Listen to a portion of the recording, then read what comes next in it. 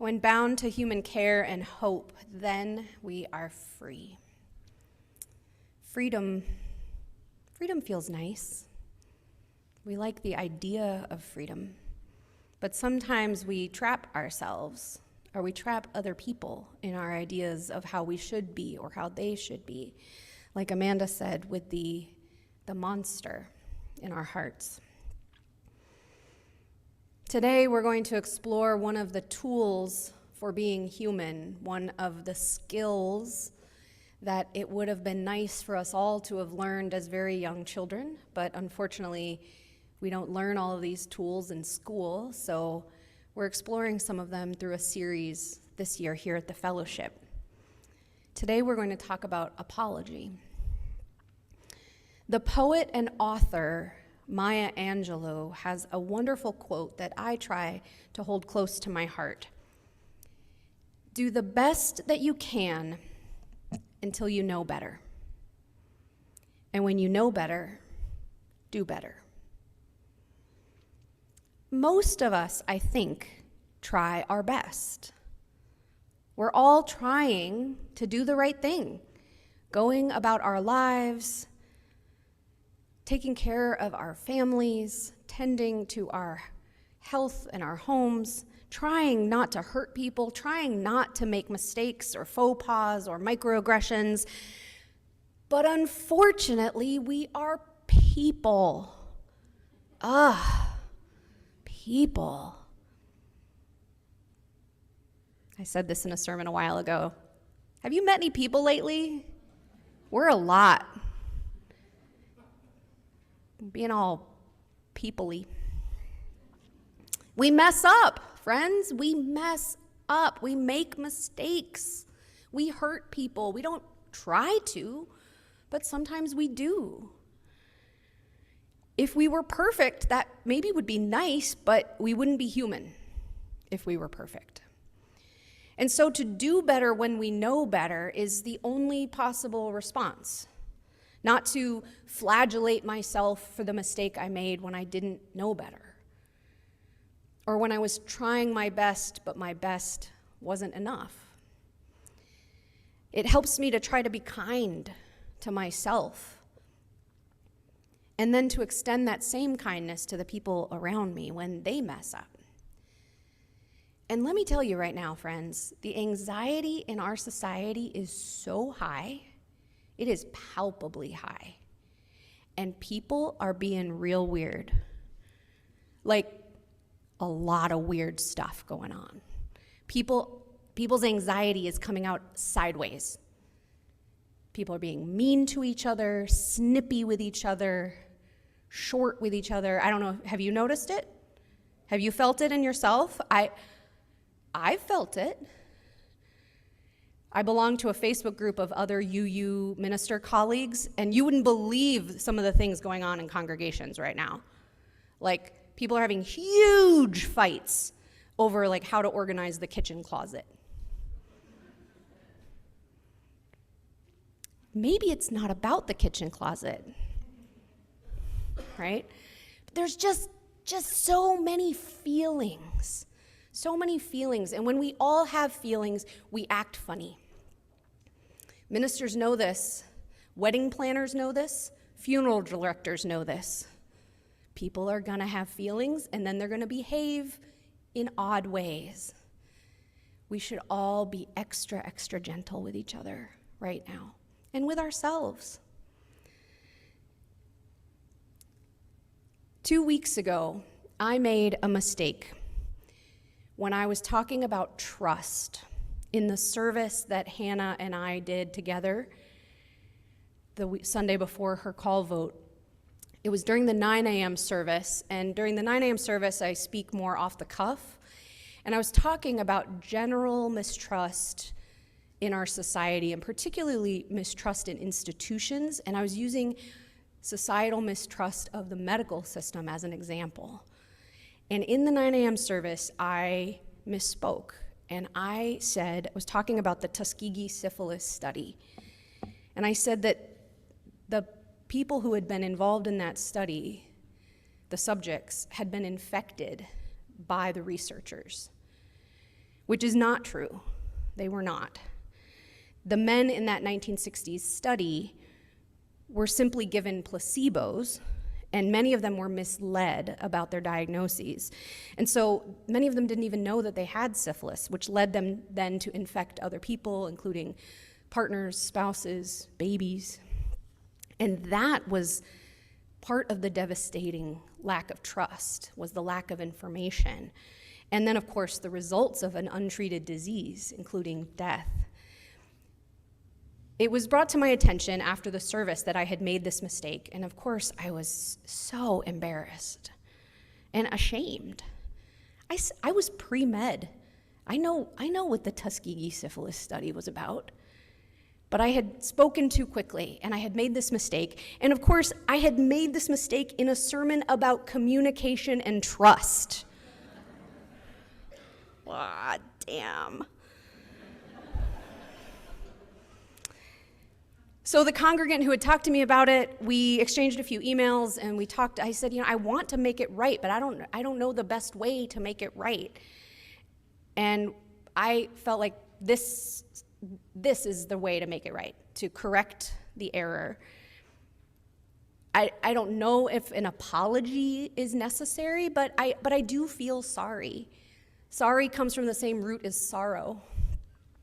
I feel sad. I feel bad that I misspoke in such a way, particularly about a group of people who are repeatedly harmed by the medical system.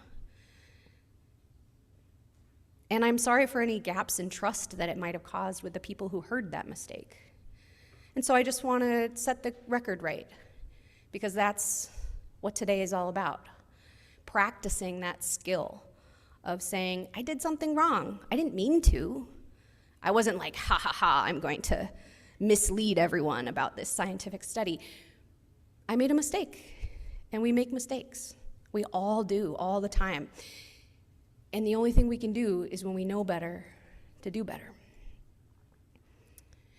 So today's service about apology is about what we can do when we mess up. And one truth about apology is that we can make a good apology. We can do all of the steps correctly.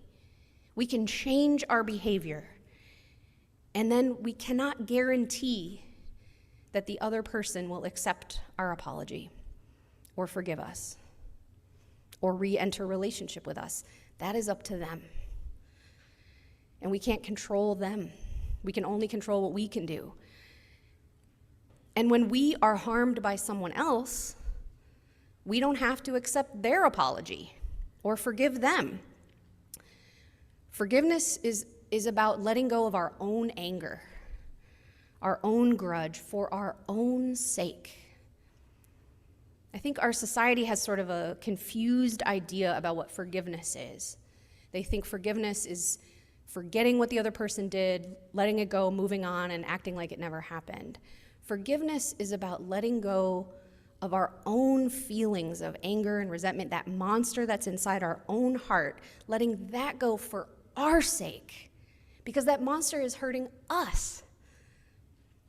It has been said that holding on to a grudge is like drinking poison and hoping it kills the other person. Righteous anger feels good, right?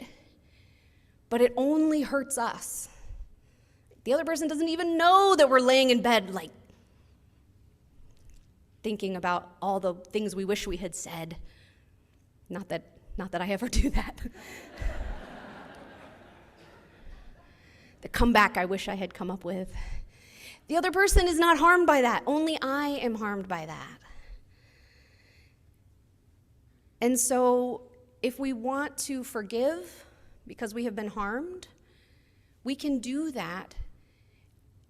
And whether or not we choose to re-engage with relationship with that person is a separate conversation. They don't always have to go together. Re-engaging a relationship when you feel like you can and you're able to and you trust, that's up to you. But forgiveness is separate. And so in the case of apology, like we talked about with the kids during the Wonder Box, I have found a useful structure There are many out there, but this is the one that I find helpful. Sometimes people call it the anatomy of apology. So the first step in an apology is an assessment of the damage, an honest awareness of what we did, what the actual action was. I did this. I was late. I told you I'd be there at 3, and I wasn't there till 3:45. This step includes some empathy, feeling with the other person and honoring the effects that our behavior had on them. I was really late, and I left you hanging, and I'm really sorry for that. I know it was probably really frustrating. You didn't know if I was coming or if I was going to be there. I understand what you are feeling. I have a sense of what you might be feeling. That's what that first step is, an assessment of the damage that we caused. The next step is to take ownership of why it was wrong. I did it, and this is why I understand that it was wrong. And also, if you have any understanding of why you did it, that's a good time to own up to that as well. But try to do that step without making excuses for your behavior. So if step 1 is I did this, step 2 is I understand that it was wrong and this is what's underneath it. So for example, I was late. I know that was really frustrating for you. I'm making up this example on the fly here. So I know that it was wrong because I should have called you. I told you I was going to be there at a certain time, and I didn't keep my promise. And I realize that probably makes you not trust me. That's why it was wrong. There's nothing inherently wrong with showing up at 3:30. But it was wrong because I broke our trust. And I'm really trying to work on being late. I tend to leave too late. I think I'm going to be faster on the road. But I'm not. I never am. I don't know why I keep doing that. That's what's underneath it. And then step 3 is a commitment to do better. Any specific plans we have to repair the harm. I know we missed our lunch date because I was so late. Can we do it again? I'll treat. Any strategies for how I'm going to change my behavior in the future? I'm working on this. I've got strategies for trying to be more on time. So step 3 is, here's how I will do my best to not harm you again. And only after those 3 steps of assessment, 3 steps of apology, assessment, acknowledgement, and a plan for improvement, that's when sorry is possible. Now, I'm trying to teach this to my children because, whoo boy, sorry, right? I don't know if you recognize that in my voice when I was reading the story to the kids. That sorry, like, you're not sorry. I don't believe that. Sorry doesn't count if you can't tell me why what you did was wrong. And especially if you turn around and do it again. You whack your brother, you say you're sorry, and then you whack him again. I don't believe that you're sorry. Now, they're children, so they're learning, and they're practicing, and we're practicing and practicing and practicing and practicing and practicing. But as adults, we can do this. We can try this. Assessment, the harm I caused, what I did, the facts. Acknowledgement, this is why I know what I did caused harm. And plan for improvement. This is how I'm going to not harm you again. So this month we have been talking about repair, regeneration. And it takes time to heal. It takes time to heal relationships. And especially in times like this, times of anxiety and mistrust. And I recognize right now that everybody is on edge. And everybody is extra sensitive. And then there are those among us who are specifically targeted by the harm in the world.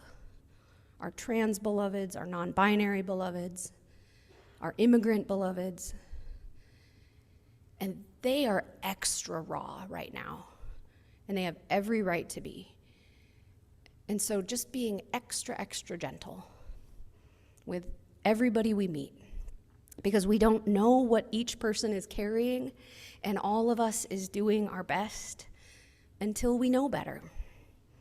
And then when we know better, only then can we try to do better. Amen. May it be so.